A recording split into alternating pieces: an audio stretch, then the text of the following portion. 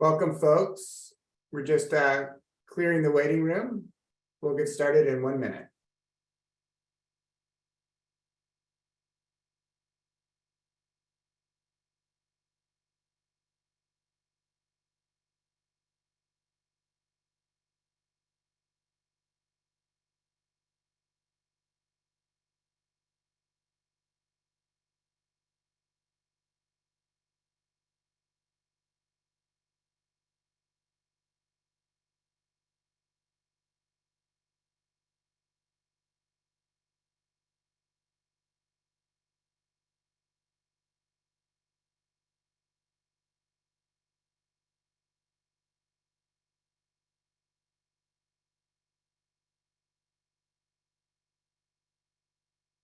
Okay, great. It seems like the waiting room has been cleared and folks joining us have begun to slow down, so we will get started.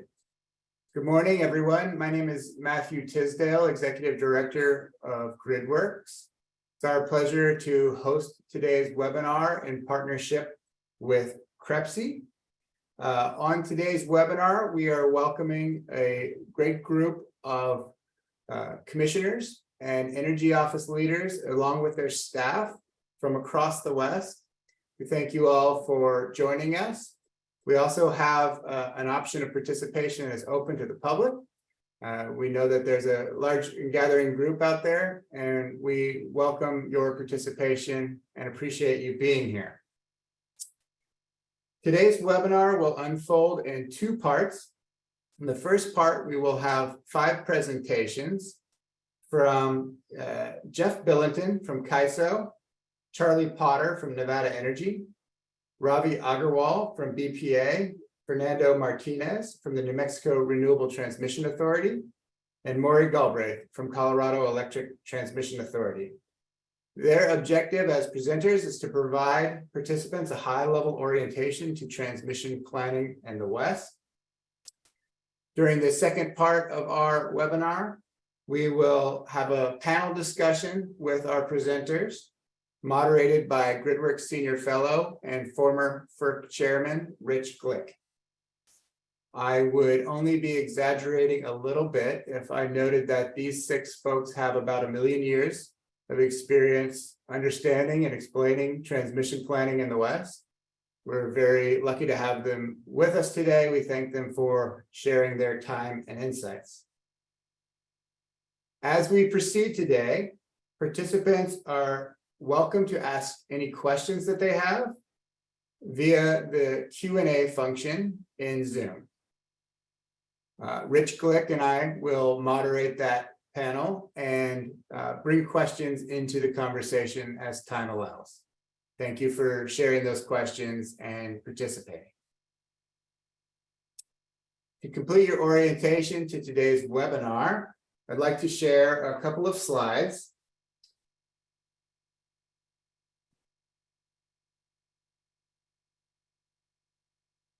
Getting the technology straight here.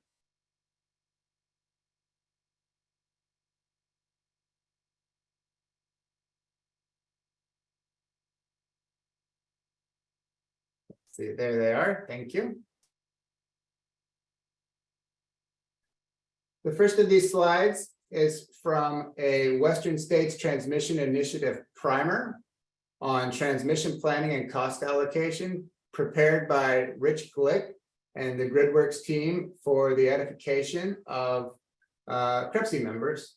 I will show you where to find that slide deck here in a moment, but before I do, let me answer the question about what is the Western States Transmission Initiative, of which this webinar is a part. The initiative is a collaboration between GridWorks and CREPC with a focus on transmission planning and cost allocation. Through the initiative, we are considering big questions like, is the current approach to transmission planning and cost allocation sufficient in the West? What changes might be helpful? What is the appropriate role for state regulators and Western energy officials? To consider these questions, the GridWorks team has interviewed over 30 state officials, utilities, non-governmental organizations, tribes, and other transmission stakeholders throughout the West.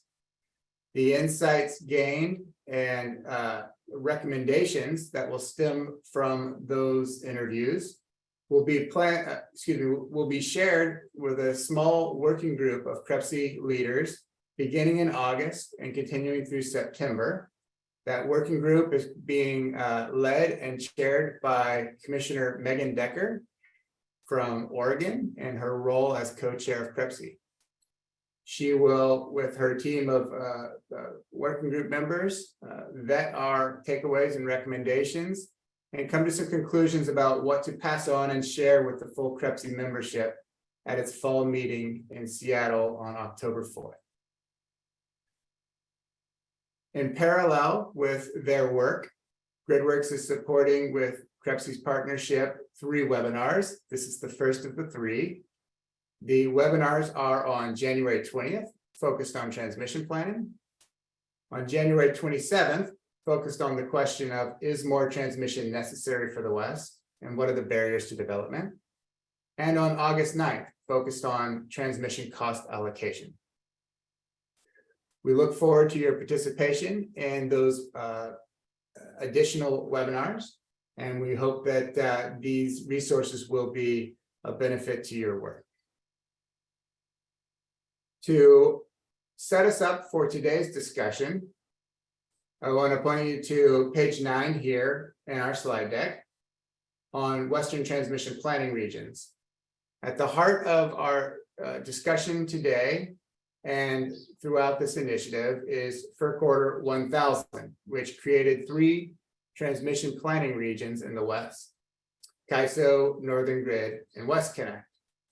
The folks who are going to be presenting today and the conversation that will ensue is been organized because of the familiarity with these transmission regions and their practices that the presenters have, and the expertise and perspective that they can share with us about those processes and what may be able to work better in the future. So with that, I'm going to pause the presentation and invite our first presenter, Jeff Billington from CAISO, to come off mute and turn on camera. And Jeff, I will get your slides lined up for you. All right, thank you. And just as he's bringing him up, I'm Jeff Billington, the Director of Transmission Infrastructure Planning here at the California ISO. So you can go to the next slide. Yeah, here we go. Yeah, this is just very high level, just to give a kind of for the California ISO, just where we are. We serve about 80% of the state of California. We hit our record peak last year in September at about just over 52 gigawatt. And we have about 76 gigawatt of installed plant capacity. So just a very high level, just so to give context of what I'll be talking about for our presentation. If you want to go to the next slide. In regards to transmission planning, the ISO, we have an annual within our tariff, section 24 of our tariff, annual transmission planning process. It really is a 15-month or longer type, and there's overlap between the processes, but we start the process in about December, and that's phase 1 as identified in the tariff, and that's to basically get the study plan, the input assumptions, and everything in place. Then we move into phase 2, which is all of the technical studies that I'll talk a little bit more as in a few minutes here. And it's the culmination of the development of the transmission plan that we bring forward to our board for approval. And then the third phase is if there's any projects that are identified within the transmission plan that are eligible for competitive solicitation, which should be greater than 200 kV and greenfield, effectively not a rebuild of a line or a station, but a new line or new station and lines. Those would be eligible for competitive solicitation. And we have from the last transmission plan, 3 projects that are currently in that process right now. If you want to go to the next slide. This is really just to highlight as we're going forward in December of 2022, A memorandum of understanding was established between the CPUCC, CNI, ISO, with the intention to bring tighter linkages between the resource and the transmission planning, as well as then the direction for procurement and the interconnection of where the generation in the system and interconnection process, and linkages to the CEC's SP100 and particularly their forecast and the single forecast set that we use. And this was foundational in how we set kind of a zonal approach for our policy analysis for resource areas and transmission for such. If you want to go to the next slide, please. This just highlights when I talked about the zonal and the areas and the resources in the interconnection and where they're located and how we're planning the transmission and how much resource in those areas.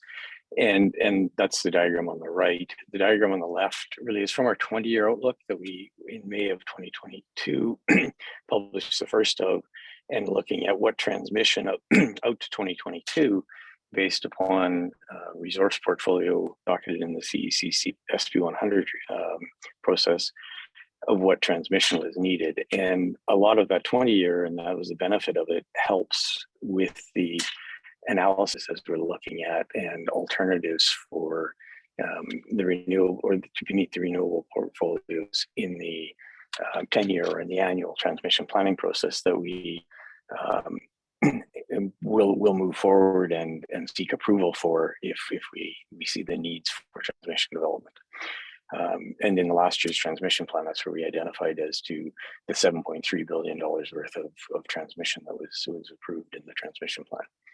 If you want to go to the next slide, this is just highlighting the load and the inputs. And as we talk about kind of challenges and the climate change goals are driving escalating and electrification. And as you can see, basically the dark green line is from last year's transmission plan. But as we're doing that, the CEC also provided us with an update with a high transportation electrification that we used, which is relatively consistent with what we have in this year's transmission planning process. But that escalating load forecast is one of the drivers within our transmission planning. If you go to the next slide, it highlights the portfolios that we have in kind of in the green, that you can see the 2022-2023 transmission plan and the sensitivity that we did.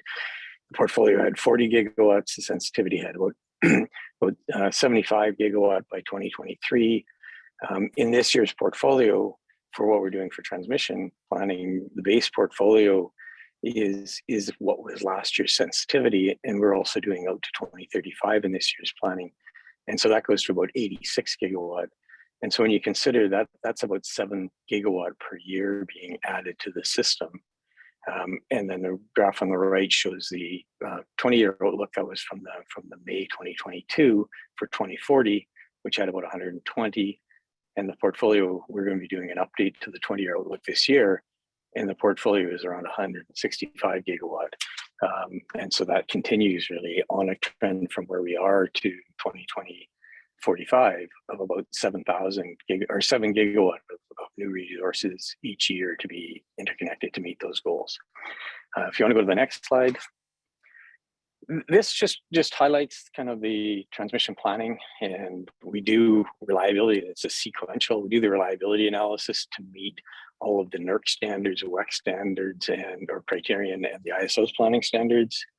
We then also do a policy assessment, looking at what transmission is needed for the policy, which is primarily for the renewable portfolio and the development. And then we do look at for economic driven, which is more of a kind of a market or based on congestion and looking at that, and then it being a multi-value.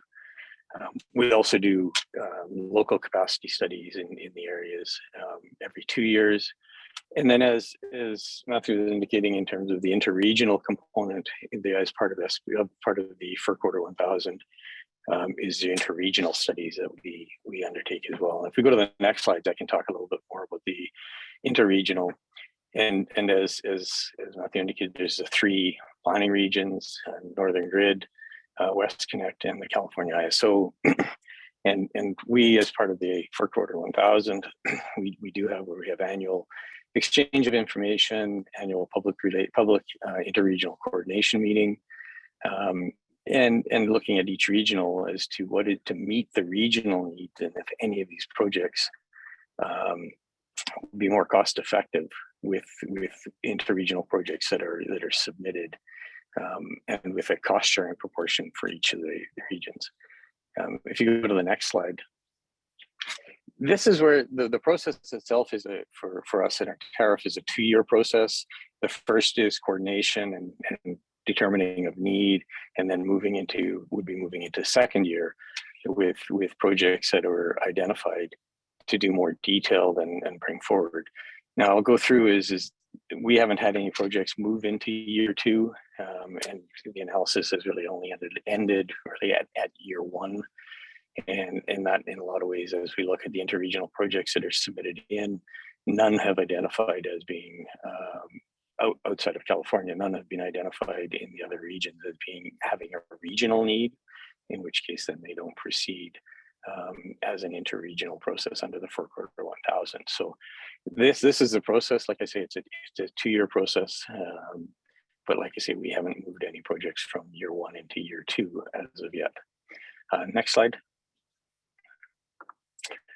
And this I just want to give, as we look at key priorities for our 23-24 transmission planning process, the offshore wind is going to be a large component as we look at it in the North Coast area. There is, for the first time in the base portfolio, 1,600 megawatts that's identified that we're going to have to plan and recommend transmission for, as well as we have interregional needs that we're looking at. In last year's portfolio, in the base portfolio, there was 1,500 megawatts of out-of-state wind identified. In the 23-24, there's about 2,500, or there's about 5,000 megawatts. And so looking at what projects outside and internal to access the out-of-state wind. So those two, the out-of-state and offshore wind, will be a large component of this year's transmission planning process. And if you go into the next slide, when we're looking at this, we will be undertaking the 20-year outlook update. We'll be looking out to 2045, and it has a gas retirement of about 15 gigawatt in that scenario. And as indicated, it's got about 165 gigawatt of new installed capacity. Of out-of-state wind, we have about 12 gigawatt identified in there. So from the base portfolio that we have for this year, out to the 20-year, it goes from 5 gigawatt out to 12 gigawatt. And if you want to go to the next slide. This is just very quickly in terms of on our generation interconnection, and we're going through an interconnection process enhancement, and the need for, as we look at is cluster 14, there was a significant increase in the number. In cluster 15 that we opened the window in April this year had 540 projects with 350 gigawatts. So it's requiring us to do an assessment or enhancements to our interconnection process. And if you go to the next slide, which is affecting my last slide here, is just that's on top of what we already had, that cluster 15, that's on top of what we already had in the queue. And this provides kind of the projected in-service dates for the different fuel resource types in the queue prior to cluster 15 that had about 180 gigawatts, which just further enhance, like in terms of the need for the interconnection enhancements that we have. And then if you go to the next two slides, it really just provides so that it's there for people as to, if you're looking for resources on our tariff for our annual basis, and the business practice manual for it.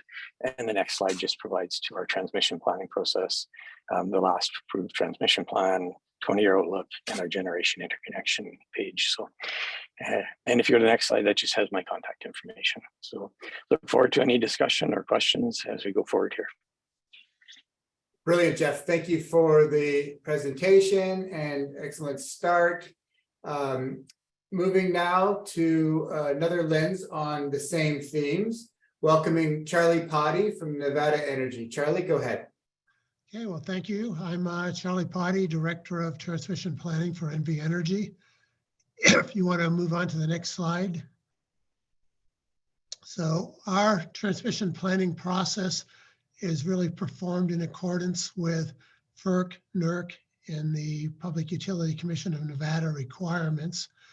We look at different types of studies that are required, reliability studies to ensure the system is compliant with the NERC transmission planning. We do economic studies to try to optimize the system in terms of economics. We do generation interconnection network studies, which fall under FERC in our open access transmission tariff. And then we have transmission service requests for load additions, which are governed by our PUCN requirements. And then the regional transmission planning process in compliance with FERC Order 8000 is done under our Northern Grid regional transmission process. So next slide there is the NERC reliability studies. We are currently using TPL 001-5, which is the new NERC transmission planning standard that became effective on July 1 of this year. We conduct an annual assessment of our system to ensure that it's compliant with all of the reliability standards, where we look at steady state, transient performance, short circuit analysis. We evaluate both on-peak, off-peak, long-term, short-term cases to ensure that the system, as it's expected to perform, meets all of those standards. The next slide. For economics, we look at line losses and determining what is the most effective way to design the system to minimize losses. We are also participating in the Western Markets Exploratory Group study to evaluate benefits of participating in the EDAM, Markets Plus, and fully functional markets. We expect those benefits will include a reduction in the production cost, enhanced renewable integration, and the increased ability to comply with our environmental goals. The next slide there is just a thing on our interconnection process for the large interconnections, which is greater than 20 megawatts.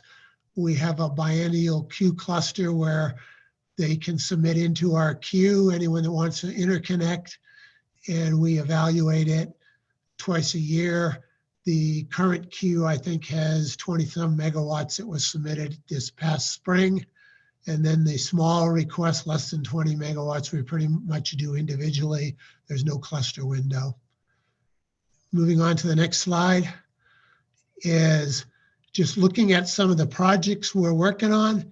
We're in the process of developing our GreenLink project, which includes just under 600 miles of 520 kV transmission. On the right side of that map, the solid red line is the online project, which is in service, was developed probably 10 years ago or so. And the two additional projects will basically complete a triangle across northern Nevada and then on the western side of Nevada.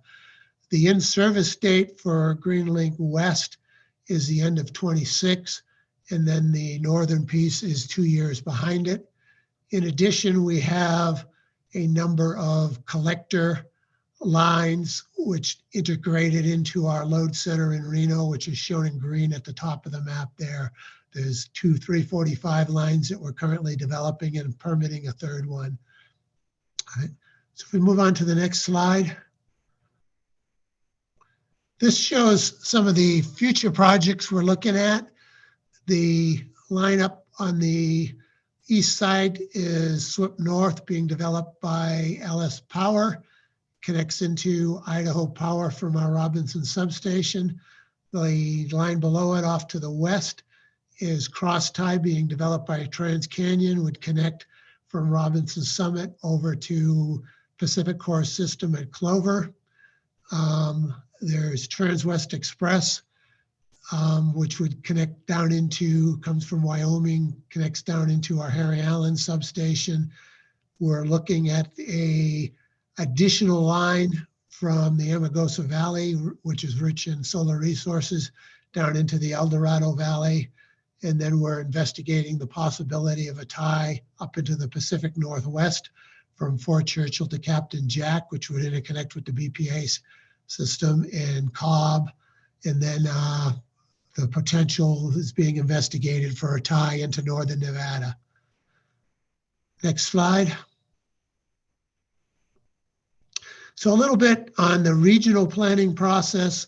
We participate in the Northern Grid process. We're kind of unique in that initially we're in West Connect. The beginning of last year, we moved into the Northern Grid process. So if they go to the next slide, the Northern Grid process starts off with developing the initial data assumptions submitted by all the members, topology, loads, resources. We then develop 4 cases to study: heavy summer, heavy winter, a light spring case, and the Northern Grid runs a production cost model where they identify an hour with high east to west flows in the Pacific Northwest and high Wyoming wind output. And that is then rolled into a power flow case. And then on those, we run contingency analysis. If you go to the next slide. So from those 4 cases, we then looked at 26 regional combinations, and then they ran approximately 1,700 contingencies on each of those. So the next slide, I think, shows the map isn't very clear, but it shows there's basically 15 regional projects that were either submitted by members or non-members. Those 15 projects are then brought into 26 cases going from left to right across this matrix where various combinations of the projects are included. And then we ran the contingencies on each of those 26 cases for each of the 4 scenarios. And if you go to the next slide, it kind of summarizes the results here for each of those 26 cases. The bar graph there shows how many violations we had. The violations we see are predominantly low voltage, high voltage, or thermal overloads. There are some others, but those are the main ones. Then on the basis of looking at this information, the technical committee selects, based on the cost of development and performance, what it thinks the best plan was. So if you look at the next slide there, it shows what we ended up with, which is the regional combination 11, including a number of these. I think the next slide shows it a little better. It's basically, no, it's maybe the next slide is missing. Okay, we'll just go with this. It was kind of highlighted in another slide, but it's missing. So it goes Boardway to Hemingway, Hemingway to Midpoint, Midpoint to Cedar Hill, Cedar Hill to Populous, Populous to Anticline. So basically, it's kind of that yellow line going from west over to the red line to the dark blue line is what is.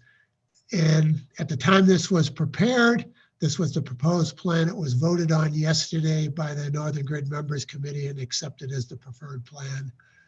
So then I think the next slide might be the last slide, which was just kind of highlighting the regional planning process that Jeff also talked about, the 3 planning regions and regional planning meeting, and then the cost projects accepted for Order 1000 are allocated and proportional to the benefits. So that's the same thing Jeff said. I think that was the last slide. Yep. Great, thank you so much, Charlie. We had a question come in from Commissioner Ann Randall in Washington that was addressed to CAISO, but relates here to your final slide. So we'll share it with you as well, Charlie, which is there a stakeholder process for these interregional transmission planning processes, or is it closed? If not closed, why do we not hear about the meeting in order to engage? It's Jeff here. I can start if anybody else afterwards. The meetings are public. They're on our transmission planning. We have an interregional transmission planning page that has those, as well as from the CAISO's point of view, is we do put out market notices through our daily briefings. So if you want to be aware of what's happening with regards to the planning, you can sign up on that daily briefings to receive those notices. I'll add for West Connect and Northern Grid, it's also an open process. Any interregional projects would be studied as part of the regional project if they're identified. There were more of them before NV Energy moved into Northern Grid because there were a lot of projects from our system up into the northwest, some of those ones I mentioned, but now a lot of them have become regional. But they're basically an interregional project would be studied as part of the regional project by each of the regions. All of that process is open. And then there is, of course, the interregional meeting for coordination between the three regions, and that's also public and posted and open. Great, thank you, Charlie and Jeff. All right, we will move to the next presenter. Welcome, Ravi Agarwal from BPA. Thank you, Ravi. Thank you, Matthews, and good morning. I think my two speakers have done a fabulous job of explaining some of the things, so my slides should start going a little faster, but never know. Matthew, next slide, please. So before I get into the main presentation, just wanted to set the lay of the land about for folks that may not fully be aware of Bonneville. Bonneville Power Administration was created as an act of Congress, and it is to market power from the 31 federal hydro dam, and it added a nuclear plant also to its portfolio of resources. And we basically sell make up the 28% of the electricity that's consumed in the Pacific Northwest and 50% in Washington. And that all of these plants, I believe, are considered to be in clean energy. So that's a pretty significant resource fleet that the Northwest region has. And of course, the main point I do want to mention, unlike WAPA, BPA receives no congressional appropriation. So BPA recovers all its costs by selling power and transmission services. Next slide, please.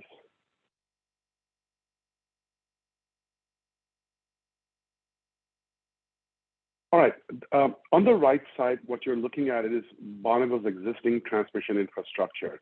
We own and operate roughly about 15,000 circuit miles of high voltage transmission. We're not in distribution, so this is all high voltage transmission system spreading across pretty much in the Oregon, Washington, into Montana, bits and pieces into Idaho, into California. And we have over 300 customers that we serve. Looks like my Zoom just crashed. So we still hear you, Ravi. Yeah, so I will open the slides on my end. Okay, it's reconnecting. Okay, I'm back on. Okay. I don't know what happened. Loud and clear. Thank you, Ravi. Okay, I'm back on. All right, thank you. And just because some of the topics that were asked for us to talk to, I put on the last bullet, which shows the several large paths in the Western Interconnection that Bonneville actually operates. And two of them are into California. We provide about 4,800 megawatts of operational on the California-Oregon intertie. Those are the AC intertie lines. And then we have about 3,200 into Los Angeles. That's about 3,200. We have a connection with the Vancouver, BC hydro area. The Northern intertie, that's roughly about 2,850. And then, of course, we also have the Montana Northwest intertie and Idaho intertie that has respectively, 2,200 and 2,400 capability, depending on the direction we're talking about. So a lot of, back in the old days, before, we had the FERC orders come out, these are all considered interregional projects, but now since they're all part of Northern Grid, a lot of these, so I think they're now considered regional connections rather than interregional, but I'll just for the sake say they're interstate connections that we have with the outside Oregon, Washington. Next slide, please. This particular graph to me is very important and very telling. There's been a lot of questions that people have asked about, what is happening in terms of expansion on Bonneville system or in the region. if you look at this slide that shows and demonstrates how much circuit miles has been constructed and built over the decades. And we started from the 1960s, and you can see how the amount of transmission that has been constructed has dwindled down to very few.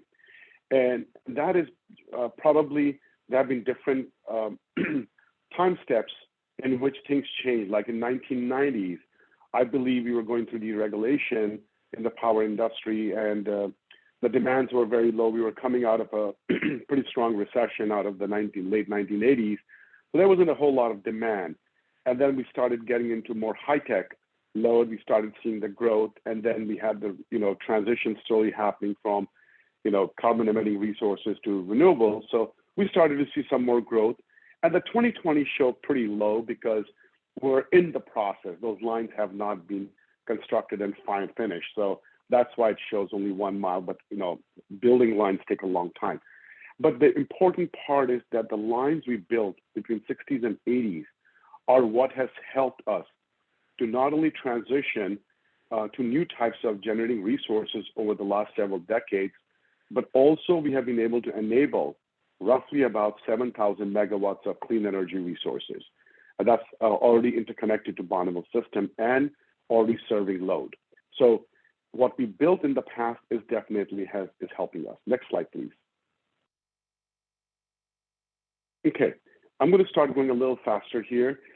This particular slide, I believe Charlie already covered. This is, I would say, what's that phrase, motherhood and apple pie? This is a standard thing for any transmission planning engineer to perform these studies. Bonneville is no different. We do our regular compliance study, generation, line and load, and transmission service request studies. We have 27 different defined areas for load planning, which is what we perform. So all in all, we do pretty much those standardized studies that either an ISO would do, or an RTO, or any independent transmission provider would do. So it's no different than, but it's just that the region maybe for Bonneville footprint may be bigger or smaller than the other utilities or the other ISO RTO footprints. Next slide, please. So, okay.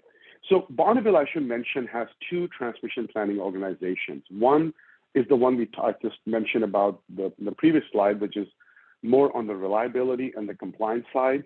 And the other one is the long-term transmission planning, which I'm going to talk here in a moment. And the slides here will tell you there's a slight difference between the two. The transmission planning traditional, utilizes what I would say, performing the reliability studies. So they would do all reliability related studies, development of plan of services. They would perform those type of studies.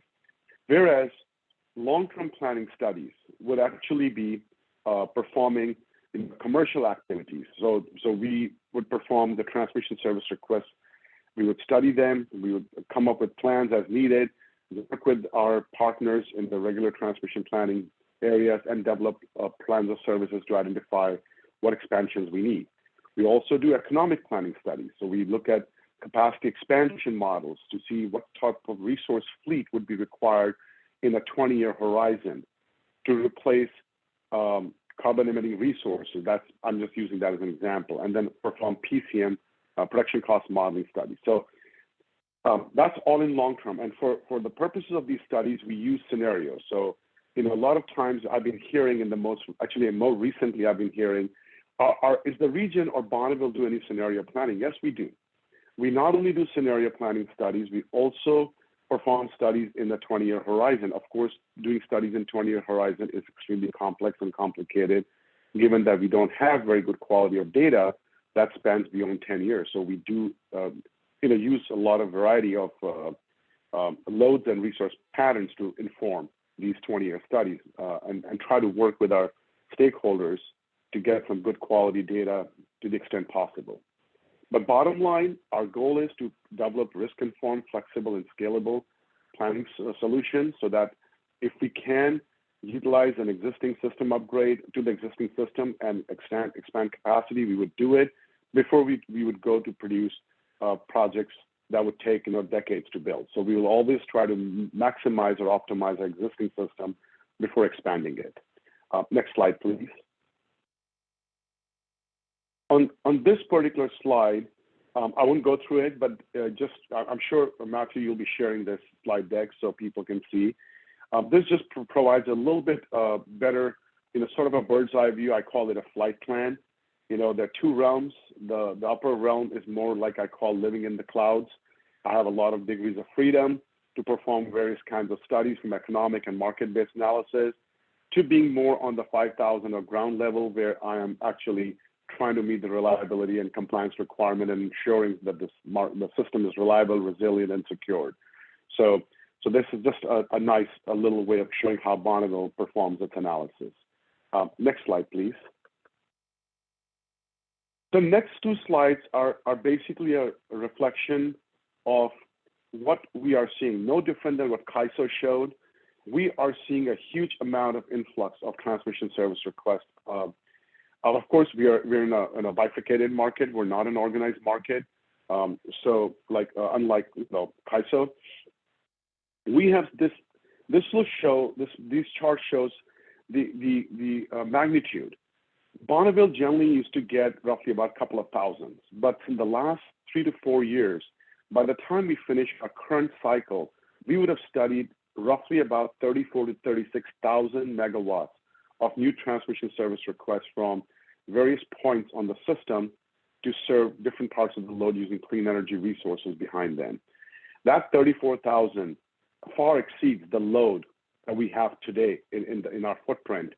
And also, it does not even account for the hydro and existing wind resources that are already operational. So a huge amount of requests that are coming into our queue.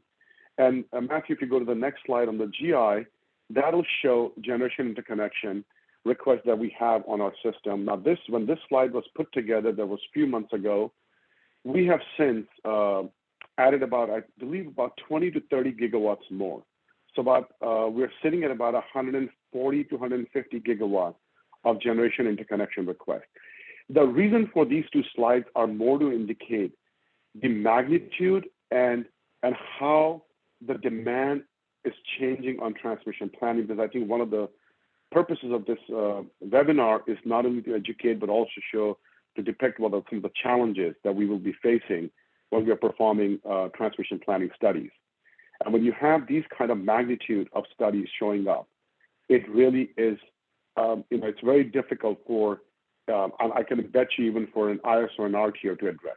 The challenges for these don't change, whether you're Bonneville or whether you're an ISO. Next slide, please.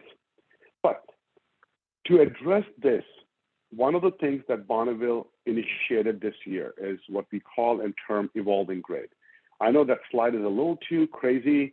I think we try to give it more like a 23rd century look to it. I'm not sure whether it fits or not, but if you have a glaring, put on your sunglasses, because Bonneville, and I'll have Matthew go to the next slide, because Bonneville just announced, I believe, last week, that Bonneville is committing to spend $2.2 billion of investments on not just these 6 projects that are shown here, but also on several non-transmission projects to expand some of the hubs to interconnect large amount of solar and wind and battery to Bonneville's grid. So yes, Bonneville is taking steps, and it is doing what it can, but some of these projects, as you'll notice, are the ones that will help provide load service to Puget Sound and Portland area. Right now, those are the projects we have defined. Does this mean that we don't work on the interregional side of things? No, it doesn't mean that. We do. We recently worked with PAC and Idaho on Boardman to Hemingway project that would help connect Oregon with Idaho system and enable transactions between Northwest and Idaho, Wyoming. So yes, we do work into it, and we are working, as Charlie mentioned, with NV Energy to look at connections into Nevada system. Well, NV Energy is looking at connection to Bonneville system, and we'll be working with them. And the last slide, quickly, is just some of the challenges. I just followed the script of questions that I was given. So if I deviated, I'm sorry, but two things that I want to leave, and Chair Decker from Oregon PUC will definitely be able to realize some of these things that I've talked to her. One of the biggest challenges in transmission planning is a very lack of integrated resource and transmission planning. We do not have very clear indication of the total demand that the region requires on a coordinated cycle on the resource side and for the load, which means that we can't really optimize our transmission to enable and deliver cleanly to meet the demands. And the last one is, well, there's one point missing from here, but lack of transparency resulting in conflicting finding. I believe there's so many different studies are being done and exceptionally well. You know, there are some really good stuff happening out there, but I think we need to coordinate and collaborate more, because each study comes up with different findings, and then we're kind of left to unravel right versus wrong or clarifying. So if we work together to the extent we can, I think we will come up to better solutions. And last but not the least, this industry lacks, the subject matter experts to perform these complex analysis. No matter how hard we try to recruit, we can't find people in this industry. So just letting you know, that is some of the primary challenges. With that, Matthew, I'm going to pass it back. Sorry if I took a few minutes extra. Very good, Ravi. Thank you very much. Note from the chat bar that some of the text on Ravi's slides seems to have fallen off in the formatting process. So we will clean that up and post a clean version on the website for everyone's benefit. So turning now to Fernando Martinez from the New Mexico Renewable Energy Transmission Authority. Welcome, Fernando. Thank you, Matthew, and good morning, everyone. I appreciate the opportunity to be here. Thank you for your time. We do things a little differently in New Mexico than some of the other presentations you heard, but before I get into how we conduct transmission planning in New Mexico, I want to give a little bit of background on what we fondly call RETA, short for the Renewable Energy Transmission Authority. Matthew, if you could go to the next slide. Just by way of background, we have about 137,000 megawatts of wind available and 824,000 megawatts of solar available, which far exceeds the in-state needs. And so we've been focused in New Mexico on how we access this power. So back in 2007, the legislature and the governor came up with RETA in order for us to be able to plan, finance, develop, acquire, maintain, and operate a wide variety of high voltage transmission and energy storage projects. We're overseen by a board of directors that's appointed by the executive and legislative branches of government. And we have a statewide elected official, the state treasurer on there, as well as the Secretary of Energy, Minerals, and Natural Resources Department, which oversees a lot of different divisions, but one of them is the State Energy Office. We conduct our business through public-private partnerships. We can do everything from letters of support to memorandums of understanding, all the way to what we call a master lease agreement, which enables our tax and eminent domain benefits for projects. The only catch is that we have to have 30% of any project we undertake has to come from renewable sources. This has proven to be very easy, as all the projects that we are undertaking are 100% renewable resources. So Matthew, if you could change the slide, please. The benefits that RETA offers to developers are critical. First of all, we only get involved with developers that have the engineering, construction, and financial capabilities to do large-scale projects. And in return, they contribute to our administrative expenses in order to keep RETA going. But what RETA offers are a number of things. Number one are tax incentives, where we have property, gross receipts, and compensating tax benefits, because when we get into the public-private relationships, we own the project, and so it allows all these tax exemptions. We also offer assistance with permitting and siting, which I think is everyone participating in this webinar knows that the permitting of these projects is just as difficult as the long range planning. It's very difficult to do, but since we are a governmental entity, we can engage on government level negotiations and relationships that we have, like with tribes, with Federal Bureau of Land Management, USDA Forest Service, military installations, and other groups. And so our whole goal here at RITA is to really help with this permitting process where we can help expedite it without cutting any corners. As I mentioned, we do have the powers of eminent domain. That is, of course, a last resort for us. We've never had to use it in a contested manner, only in uncontested cases where we've had to clear up title or various examples like that. We also have the ability to issue and sell bonds. Next slide, please.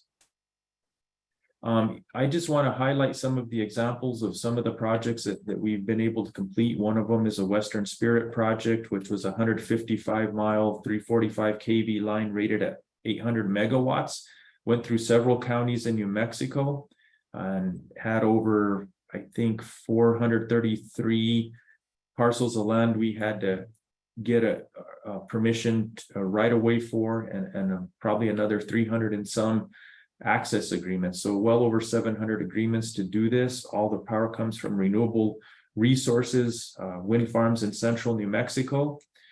This was our first public-private relationship that we developed, where we owned the project and we teamed up with Pattern Energy to build it. It came about from a study, not from any transmission planning, but a study that was conducted by our state energy office back in 2010. A key thing to note on this project is there was no ratepayer impact. In fact, 100% of the cost of it was borne by the wind farms delivering the clean energy electricity. As soon as we got this into commercial operation, we sold it to our largest utility in the state, the Public Service Company of New Mexico. They acquired it. It's now part of their grid. It was the biggest transmission system upgrade to their grid since the mid-80s. So it's significant from that standpoint. Next slide, please. This is just a map that shows how it traversed several counties over that 155 miles. Next slide, please. I just want to briefly mention the main projects that we're working on right now. There are certainly others that I can't talk about yet because they're not ready to go public. But two of the bigger ones are the SunZia project and the Rio Sol project. These are both co-located, so they're 550 miles of line starting in New Mexico, in central New Mexico, moving to south central Arizona. So about 350 miles of these lines are in New Mexico, and another I guess about another couple hundred are in Arizona. But when you take these two projects together, they used to be under one operator. Now they're bifurcated into Pattern Energy and Southwestern Power Group. But when you take them together with the 4,500 megawatts of capacity, you're talking between the generation project and the line, one of the largest projects in U.S. history of its kind, for sure. We expect to have SunZia, the line 1, which is the DC line, in operation by the end of 2025 or early 2026. So that first 3,000 megawatts, the second phase of that, which is run by Southwestern Power Group, the Rio Sol project, we expect a completion date of 2028 and another 1,500 megawatts.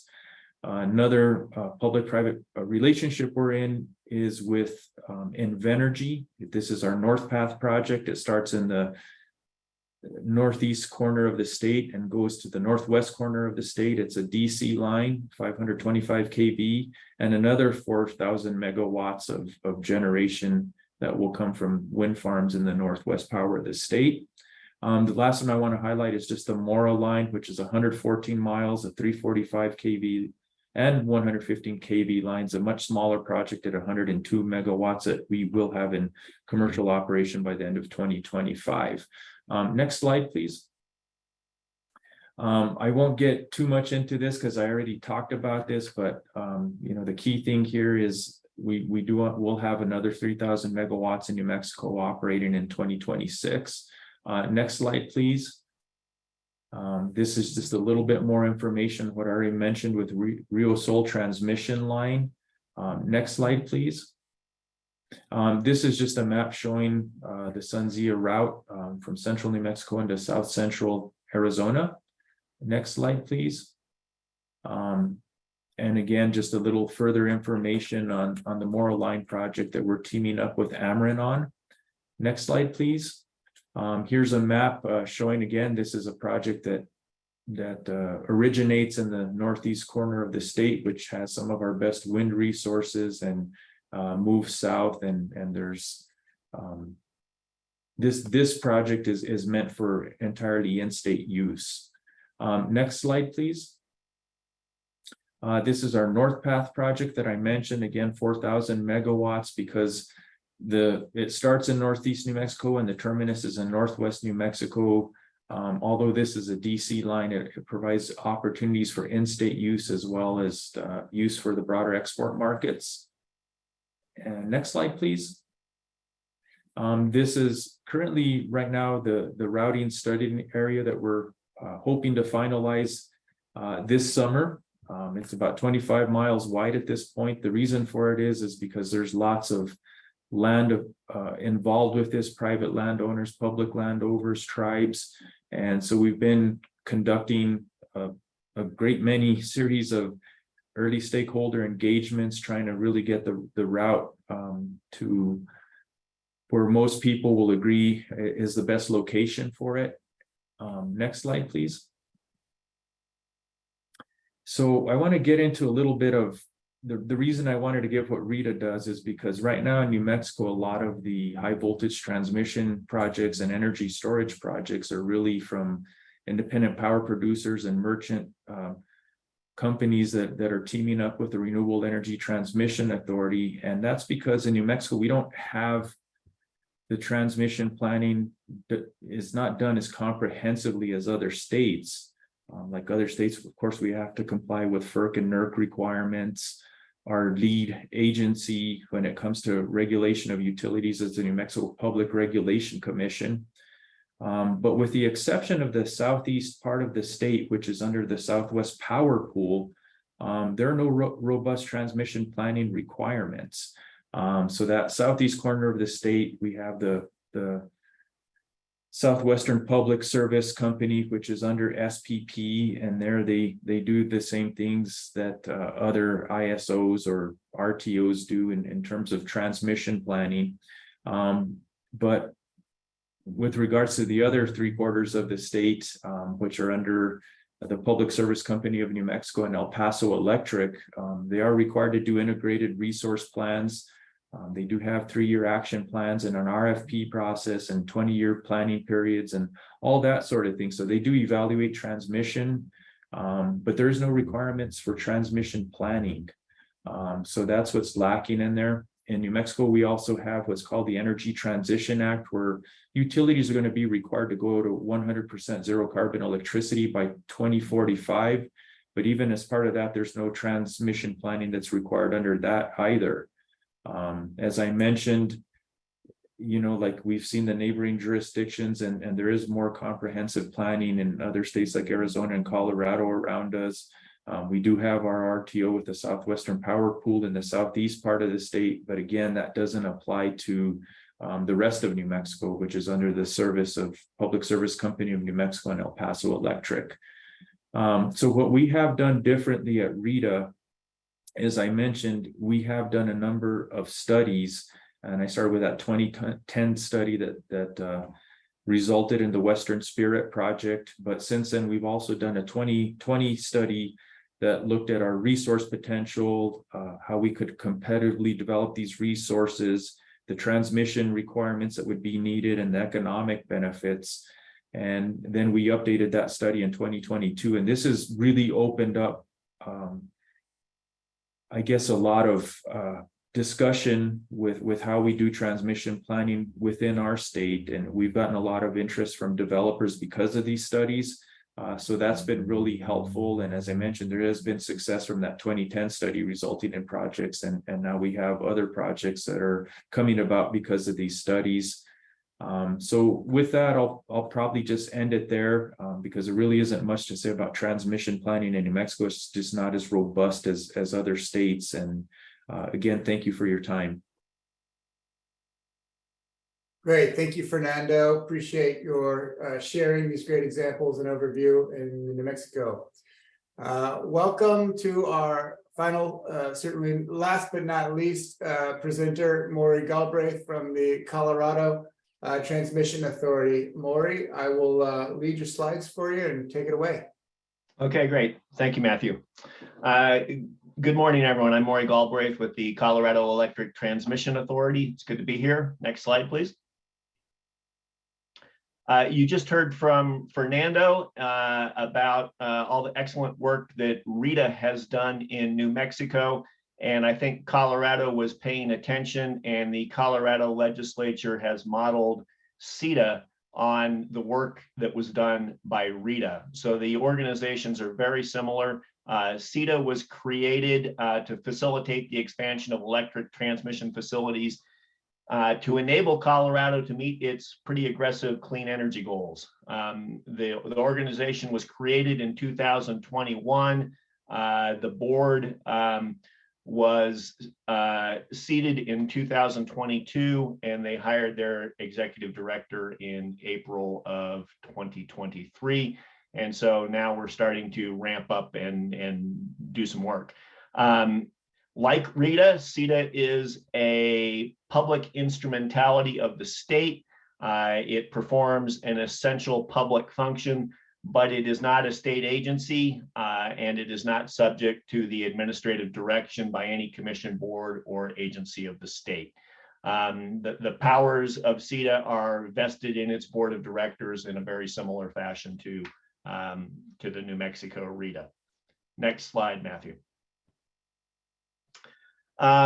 I put this slide out there because these are some of the specific powers that are listed in the legislation that created CETA.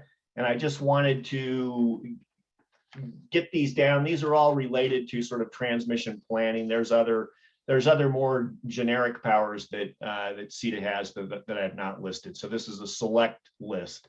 I think the one that's most interesting to this group is that CETA has the authority to engage in transmission planning activities that would increase grid reliability, help Colorado meet those clean energy goals, and aid in economic development.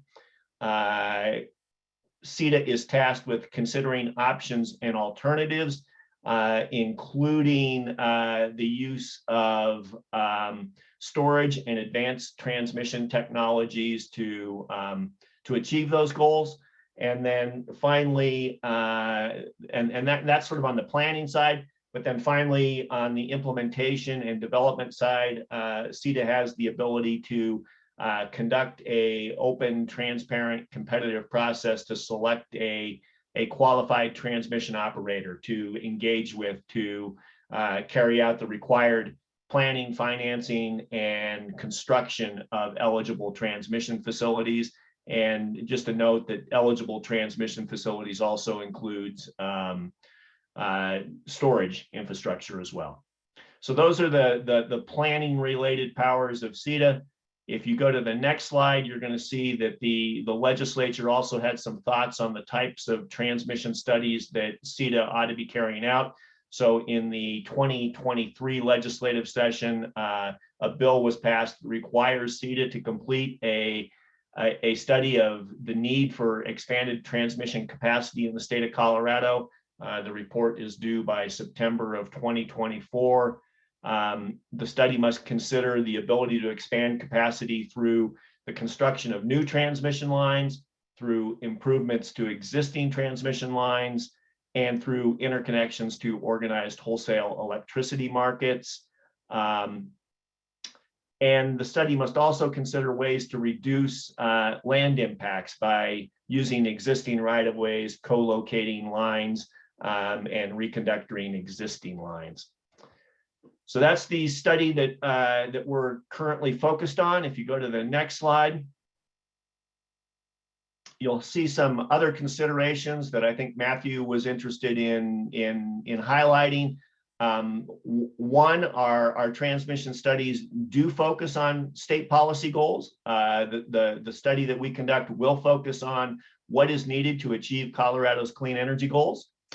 The studies that CETA conducts are not limited to the four corners of the state of Colorado. We can consider interregional transmission that crosses state lines. So I think we will probably be looking at transmission lines that reach north into Wyoming and connect with the Pacific-Core system. I think we will be looking at lines that stretch south into New Mexico and maybe connect with some of those lines that New Mexico RETA is building. And we will probably look at some alternatives down in the Four Corners area to connect in the direction of Arizona, Nevada, and California. So interregional in nature. The other thing that the study will do is that we intend to conduct a gap analysis that identifies transmission lines that we can partner with other developers on, but more importantly, lines that CETA needs to pursue on its own initiative to meet those clean energy goals. And I'll talk more about that in just a minute. The CETA board has recently stood up 3 standing committees. One is a transmission planning committee, and it's currently working on a statement of work for an RFP to conduct all of this, all of these studies and all of this work. That's going to be an open process. We're gonna seek input from stakeholders on how best to scope and frame that study and make sure that we check all the boxes that need to be checked. If you go to the next slide, I think it's a slide on some of the challenges that we face in the West when it comes to transmission planning. I think the biggest challenge is coordination. That has come up already a couple times in the discussion this morning. You know, Colorado has multiple transmission utilities that are each developing transmission plans to meet their own specific needs. We've got West Connect and its Colorado Coordinated Planning Group that develops transmission plans that essentially aggregate those utility plans. I suspect that those plans are optimal from a local or an individual utility perspective. I think there is a role for organizations like CETA and other organizations in the West to take a more global, more holistic perspective and conduct studies that look at all of the transmission lines that would be needed to achieve Colorado's clean energy goals. And then I think what you need to do is do a sort of a gap analysis. I think you need to compare the results of that global study to what's in some of those more local studies and identify sort of what might be missing in those local studies. And those become sort of priority projects for organizations like CETA and you know, CETA can prioritize those. It can focus attention on those.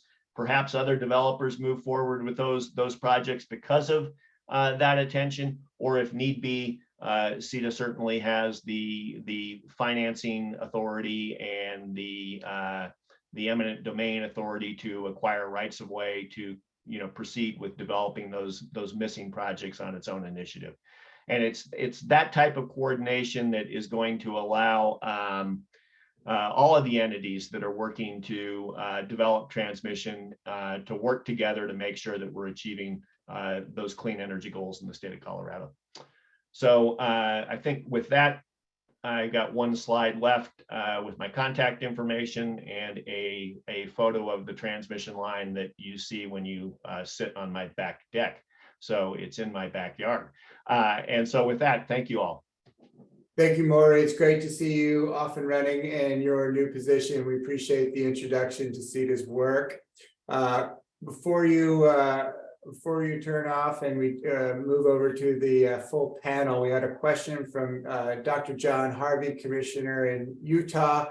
The question is to you, Maury, is CETA considering using the increased capacity transmission cables being pushed by the Federal Department of Energy folks? Yeah, that's certainly something that we're going to look at. We're going to look at advanced grid technologies and see if we can make sure that we are right sizing any lines that CETA, partners to develop or builds on its own initiative. We want to be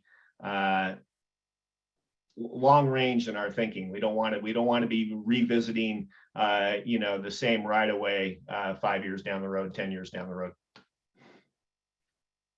Great. And with that, I will thank again all of the presenters and congratulate them for covering a lot of great information roughly on time. And now I will hand over the floor to Rich Glick from the GridWorks team to help lead us through a panel discussion. Invite all the presenters to come off mute and turn on your video to join in the conversation. Thank you, Matthew, and thank you for all the presenters. I think you all did an excellent job of taking what's a very difficult subject and helping us understand it much better. So thank you so much.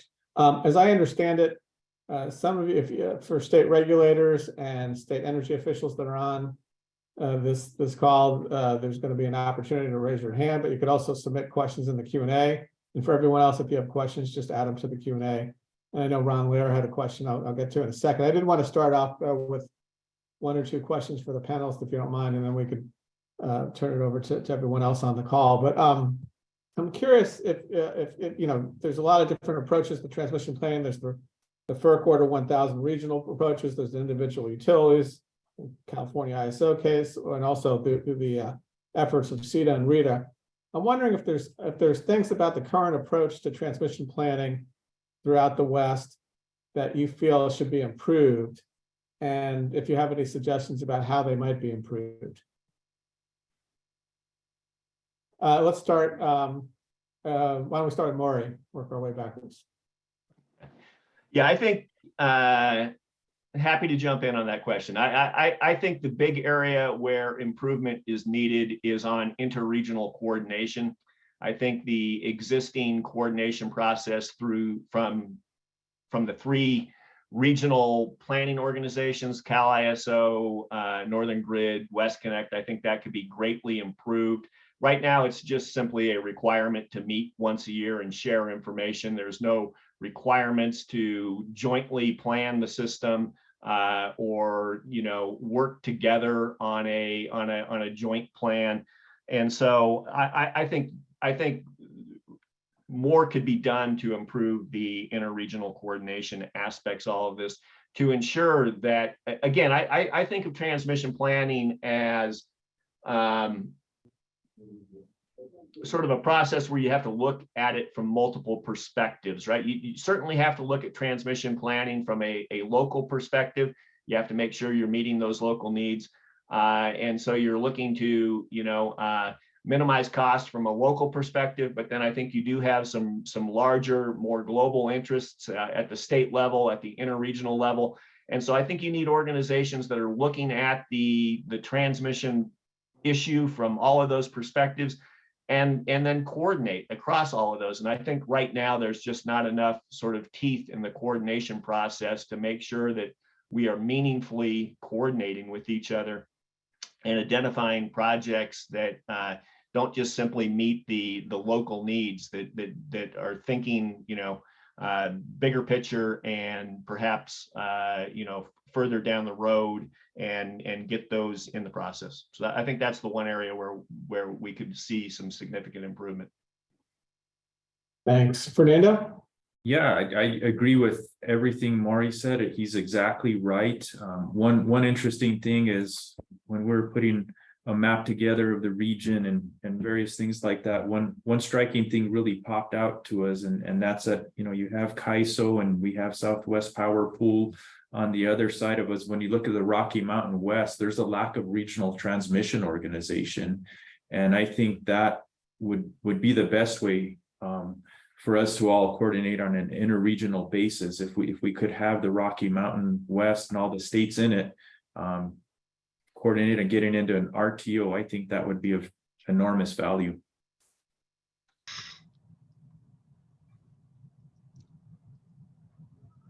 Like that, didn't press the right button. Ravi. I think Maury pretty much covered quite a bit of it.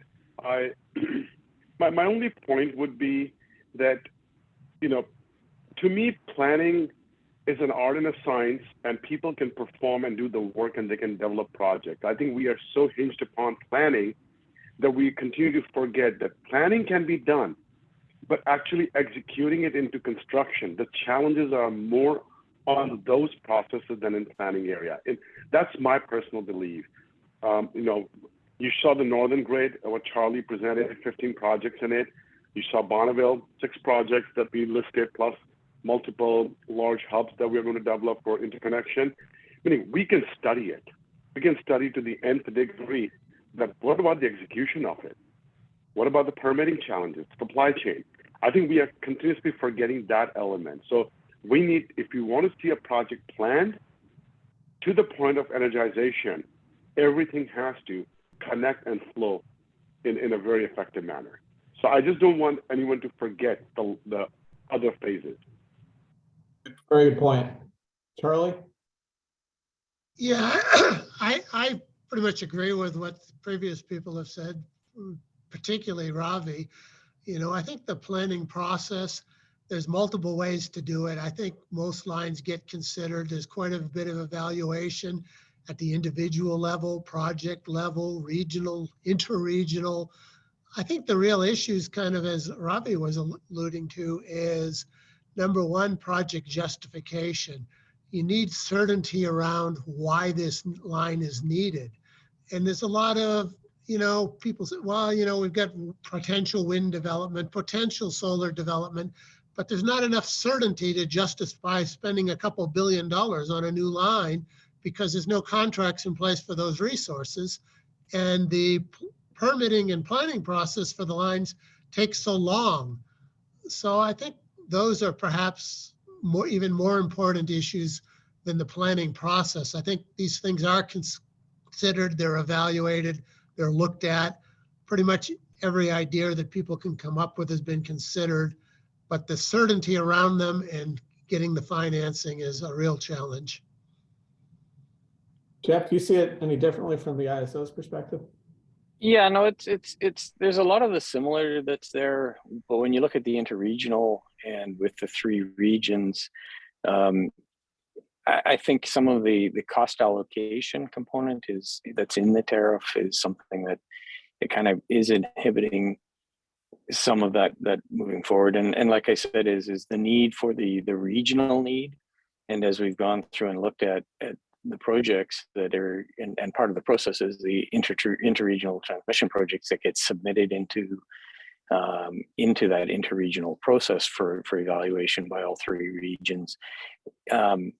There hasn't been, like I say, a need identified in the regions themselves, which is required for it to be considered then as an interregional. What is that interregional project addressing from the regional need as well? That's one of the things. And we've had in our last transmission planning process, there was one project that was submitted into the interregional. That's the North Gila Imperial Valley line. It wasn't in the interregional process identified as being needed.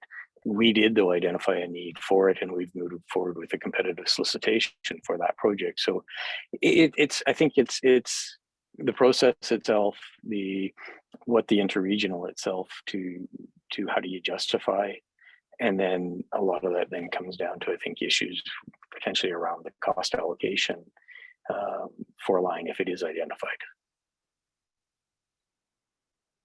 So Jeff, if we could stick with you for a second, because we had a question earlier from Ron Lair based on your presentation, and he was asking about, I think you said that there was no, in the interregional process, there were no projects that came out for year 2 consideration, but the next slide showed a number of regional projects, SunZia being one of them, Transwest Express, that are proceeding outside of obviously outside the ISO's planning process. And he asked, why doesn't existing planning processes take into account consideration of transmission projects that are planned and executed? Is it a problem of incentives for utilities that dominate existing planning? Are planning criteria under use unable to contemplate other processes? Well, we do, and I think one of the things that got hit on is when Nevada and NV Energy entered in with Northern Tier. One of the requirements is that your basically the project is starting in one region, terminating another. And now some of those projects actually just stay within one region. But in consideration for them, you look at SunZia and Transwest Express, both of those are really effectively on a subscriber model. And so as we look and consider, and then we've moved forward in terms of with a PTO, a subscriber PTO model for Transwest as we're moving forward with, and it was at our board, I believe it was approved actually just as we're speaking here in terms of that model. And so that's some of the things that we're looking at. So how do you access the wind in Wyoming? Well, that is a potential as to how we can. And in our transmission planning process, then also what do we need to do for upgrades inside the system to accommodate that out of state wind? And then another example would be, and we're continuing the work on it, is say SWIP North and the need for accessing Idaho wind. We haven't approved anything in that way, but we're continuing as to joint discussions with Idaho as potential needs for that line, and continuing along there. So we are looking at different mechanisms if they aren't, so as to how those facilities could get built and then meet the requirements that we have in the portfolios that are set to meet California's greenhouse gas and the renewable portfolio for those out of state resources.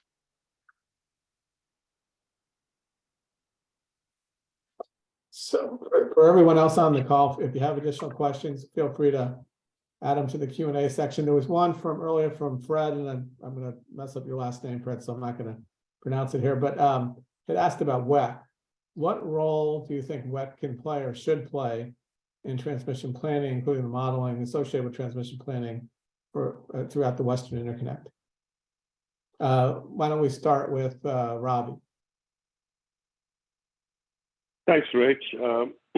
Fred and I have had this conversation previously also. I think WEC plays a pretty significant role when it comes to data quality and being a data repository. People, have trust with WEC to be able to provide the data to them, and WEC can provide good quality, 10 and 20-year horizon-based economic models and power flow models, which is what we use to perform our analysis. I believe that's where WEC needs to really focus.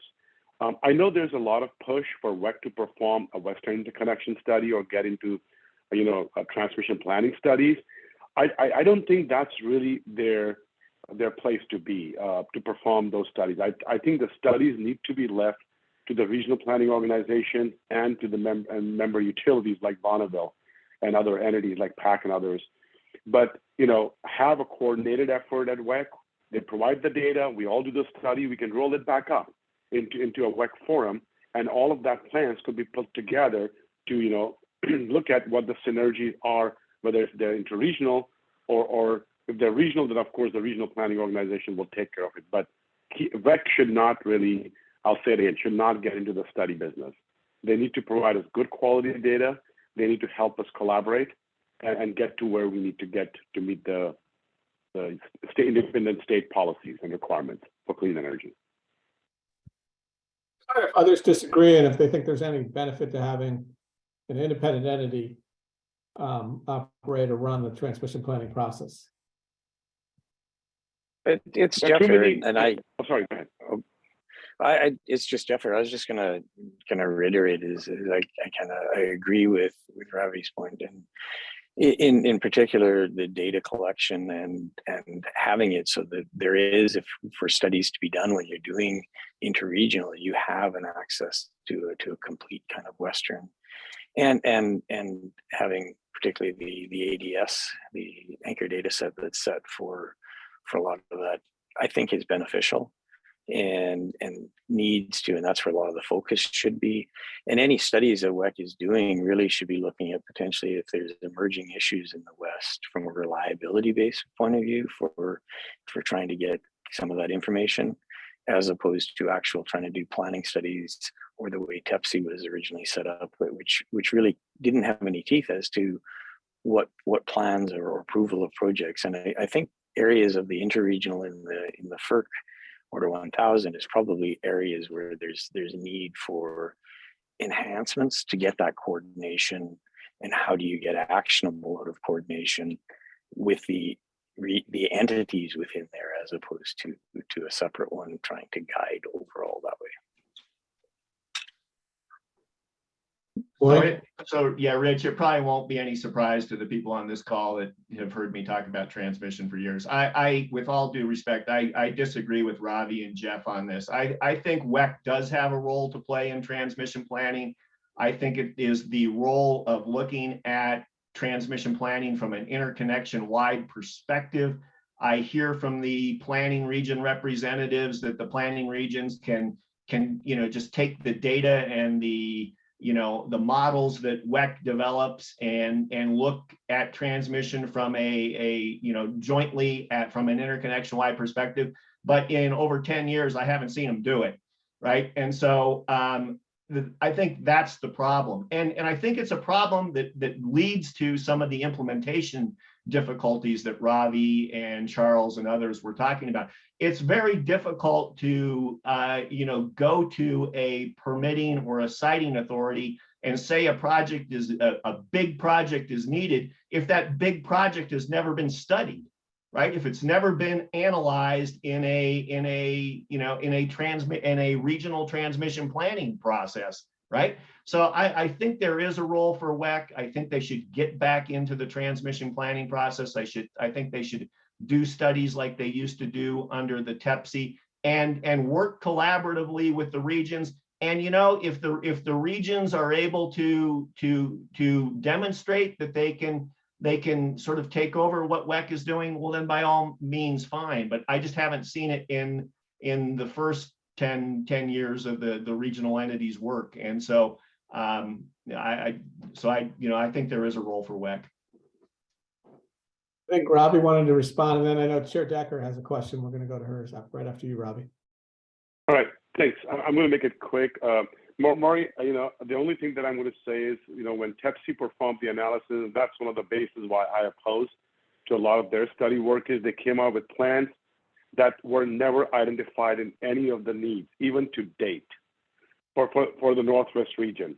So when the studies were being performed and guided by folks that did not fully comprehend or understand the transmission, and they came up with plans that inundated Bonneville from all different state commission or regulators to see what Bonneville was going to do to invest because WEC was saying it, and we said we don't even see a need or demand on those facilities.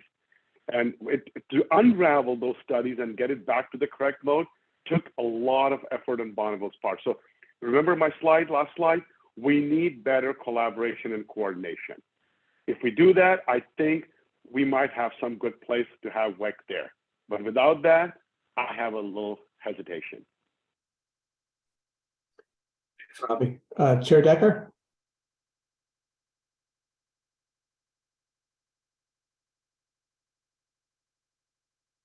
I'm mute right now. Thank Okay. you.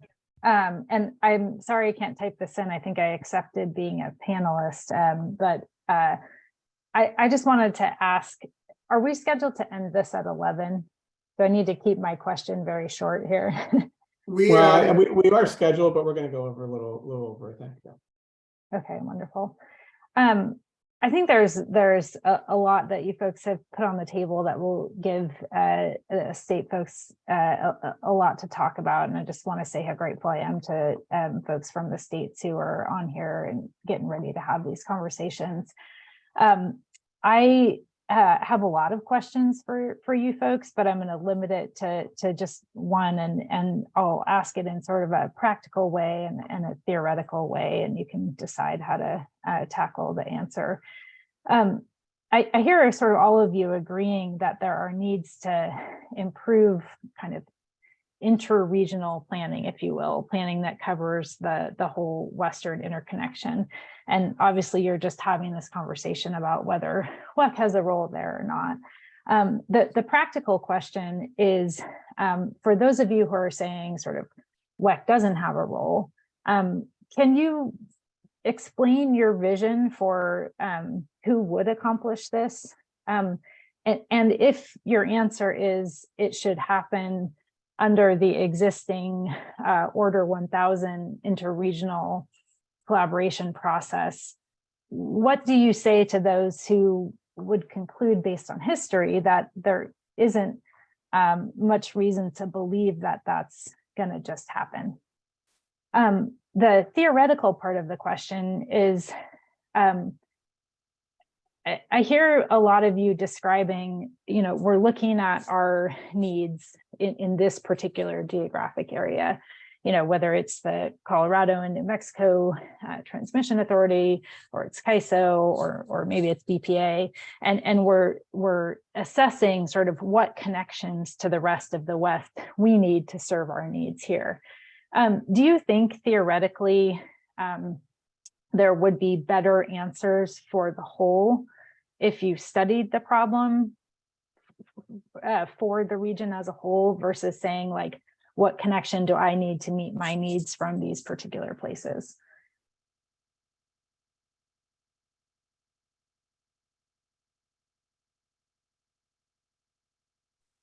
Well, and it's Jeff here, and in some of that, as we're looking at it, that's kind of the intent of the interregional process with the different regions.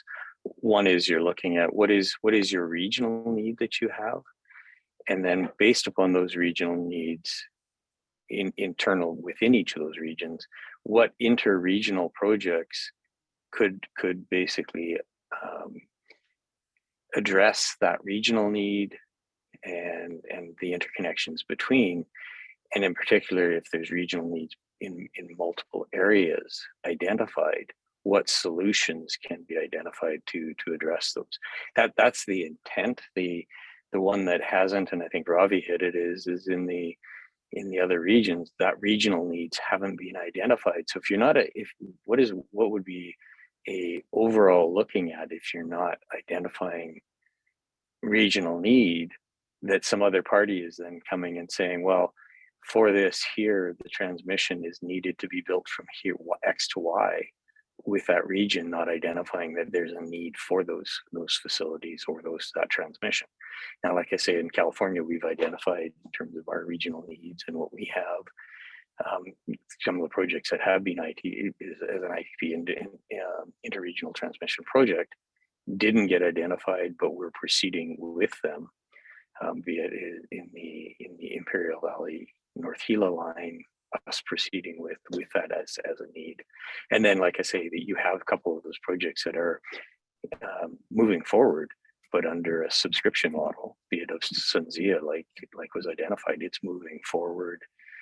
Transwest Express as a subscription model, and then ourselves in terms of identifying as a subscriber PTO model, so that they're effectively a part of the CAISO BAA, but would be under the subscriber model as opposed to within the TAC. So I think there's a variety of different things to look at, but I think some of that interregional component and how do we do the collaboration for those, just like I say, is SWIP North hasn't been identified as a interregional project because it's now actually all fully within Northern Grid, but we're still having discussions and on joint project of our needs and Idaho's needs, and seeing is there a need that we can justify project like that. So I think there's a variety of different ways to look at it, and just really from the WEC point of view, what is WEC's mandate and role in terms of under as an ERO and that's defined. That's why I said indicated as to things of emerging and the reliability needs is something I think they should be focusing on, which is important as well. Anyone else have anything to add? Sure, I'll jump in, and I just want to be clear. I don't think WEC getting into transmission planning is the only way to improve interregional coordination, right? I'm not necessarily advocating for that. I think that if the three planning regions revise their interregional planning procedures, their protocols, and actually did more than meet once a year, right? If they actually decided to do some joint studies together, where instead of having competing studies that they all shared information with one another, they actually sort of, locked arms and said, why don't we jointly study, the region, or, this aspect of the region.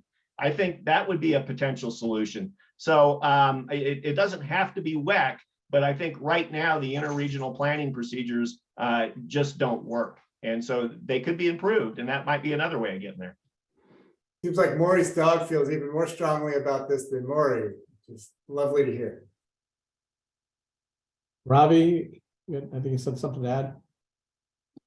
Yeah, I can. Maury, I think what you said definitely is something worth looking into. Definitely.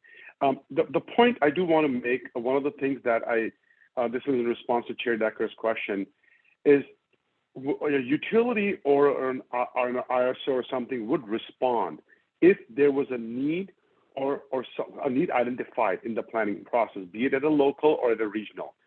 When we perform analysis, I'll just speak for Bonneville, we are not seeing the load serving entities identifying renewables or other demands coming outside the region, meaning the Northern Grid region. Meaning we do see Wyoming and Idaho and Montana resources being considered. So Bonneville is working with Northwestern and Idaho and PAC to look at the expansion projects. Having said that, Bonneville does, in its process, do consider other projects, and most recently, Rich, you and I and Jeff Cook spoke about it. Bonneville is looking into a project from Desert Southwest into the Pacific Northwest. There was an old 1960s congressional authority that WAPA and BPA had for the two sections of the system across the Oregon-Nevada border. So we're definitely now considering that there is some diversity benefits that can be accounted for between different types of resources in different states. So Bonneville is initiating some work in that, and we definitely will coordinate with NV Energy and Northern Grid members to take it from conceptual phase to the next phase, which would be like a proper identified benefit analysis for the project. So it is considered, but again, these projects take decades. Meaning, again, I think we keep missing the point. I don't know, Rich, if you're going to ask this question, but I'll just say the answer. My fear and challenge is that we can plan the system. If we have the right load data, we can do scenarios and we can plan the system.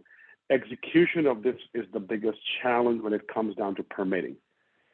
State policies and state regulations may clean up, but it doesn't change the old, which means that we are not just dealing with more to do permitting challenges. Anyway, I'll shut up now. So I just wanted to add, I know I'm the moderator, so I'm not supposed to have my opinion here, but I just wanted to add, I think with the reason interregional planning is so important, it's not just, is there a need to build a project, but is there a better project out there? And if there's not a real interregional planning process occurring, then you don't really actually get to compare that and figure out if there's a better project that not only meets the region's needs, but also meets the region's needs more cost effectively and more efficiently. I would add that that's, I think, something FERC has failed at so far, and hopefully the commission will do a better job on an order 1000 level at some point. I know that we're running out of time. I was hoping there would be time for one more question, because we have a lot of state regulators and state energy officials on. I wonder if any of you have any advice for the state regulators and the state energy offices, how they should be participating in the planning process or encouraging planning to move forward, transmission planning, that is. Anyone have any thoughts?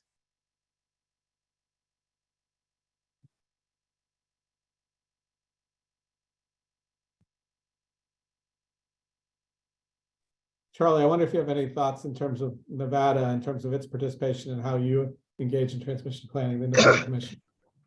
Well, I think the process is, an open process, and I would encourage them to participate because, as these projects get built, the cost of them are going to show up in the local rates as well as the FERC rates. So, in order to optimize it, I think there is, pretty good planning process currently in place. There's always room for improvements. There's some concerns about interregional. I think the interregional projects are being considered. There were more of them before NV Energy moved into Northern Grid, because a number of the projects we're looking at were interregional. Now they've become regional. But there is, I think, a process that looks at and what's the most efficient. I think there's been some criticism of the planning because there hasn't been projects accepted for cost allocation in West Connect and in Northern Grid. And that really, to me, isn't a surprise given the nature of the organizations. They don't have a TAC, they don't have a way to access a charge, but I don't know that that's preventing the projects from being built. We've built quite a few in our system, PACs, building the Gateway project, B2H in the Northwest. We talked about Senzia. There's multiple mechanisms. I think a lot of the projects that are necessary, they're getting built without cost allocation. Obviously, CAISO's in a different position. If they find in their plan that a project is desirable, they can go out, get solicitations, award a contract, and those costs can be rolled into their TAC. But given the mixture of jurisdictionals and non-jurisdictionals and potential beneficiaries, that just doesn't exist without an RTO in the West. Maybe someday it will, but based on what we've got today, I think a pretty good job is being done. Yes, there's room for improvement. I would, though, encourage the state regulators to participate in that process and have an opportunity to have their voices heard, because however the project gets built, eventually the ratepayer is the one that have to pay for it, and they're responsible for looking out for the best interest of those ratepayers. Just want to say state And- regulators do participate in the process. So, I agree with that comment. And the one as we're looking at it is a lot of what is driving the needs is the resource plans, and what are those, and getting coordinated on the resource plans we have, where the goals of getting to zero. But then what is the resource plans? Because that's one of the things for ourselves with coordinating with the CPUC, who's responsible for the integrated resource plan, is what are those plans? Then we plan the transmission to those areas, having those and collaborative of where are the resources. So when we're looking for resources in Wyoming, what is the other parties, then what transmission, and is there joint? And an example would be is we're working on the SWIP North, identifying of a north to south need for California on a line of such nature, Idaho having a need, and they're going through in terms of their IRP process of a need from a south to north. But getting the, what are the resource plans? What are people looking at for those resource plans? Taking into account the increasing of loads from electrification would be helpful in a lot of ways to having that more publicly available or brought together as to what are the different resource plans in other areas. Those then get into the, if they're actually physical as to that resource plan, into the WEC ADS data sets and cases that then can be studied by, as we're looking at different alternatives, the regions, individuals, or where do we collaborate, being better, but having the resource plans kind of all over and not quite as coordinated or informed and available, I think would be beneficial. Thank you. I know we're a little bit beyond time, so I want to turn it back to Matthew. I want to thank you all. This is a very helpful discussion. Appreciate it. Great, thank you. And let Thank me you. once again thank each of the presenters for sharing your expertise and insights with us today. I also want to thank Commissioner Decker and Laura Rennick from the CREPSI team for collaborating with GridWorks and pulling this together. From the GridWorks team, I want to acknowledge Kate Griffith, Serena Soar, Deborah Shields, and Rich Glick for all their help in organizing today's webinar. Thank you for those contributions. The second in our three-part webinar series will be 1 week from today, beginning at 10 a.m. Pacific time. We're going to raise and try to answer the question of, is more transmission needed in the West, and what may be the barriers to development? We will be joined by Rob Gramlich from Grid Strategies and Chris Rapier from WEC, who are going to help us take up and address those questions. We hope that you all will consider joining those again. The webinar will be open to you. And we will keep you all posted about the developments of this webinar and the future webinars and the entire WSTI process through the GridWorks website. I have dropped in the web address into the chat bar. If you have any trouble finding that, feel free to reach out to us. We'll make sure you find what you need. Thank you again for everyone's time and expertise today. Very much appreciated. See you, I hope, next week. Thank you. Thank you. Thank you.